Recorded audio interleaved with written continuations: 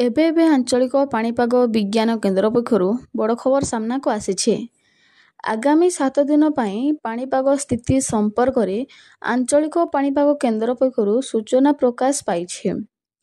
ଆସନ୍ତା 7 ଦିନ ମଧ୍ୟରେ ରାଜ୍ୟର କେତେକ ଜିଲ୍ଲାରେ ହାଲୁକାରୁ ମଧ୍ୟମ ଧରଣର ବର୍ଷା କିମ୍ବା ଥଣ୍ଡା ପାଗ ଅନୁଭୂତ ହେବାର ସମ୍ଭାବନା ରହିଛି।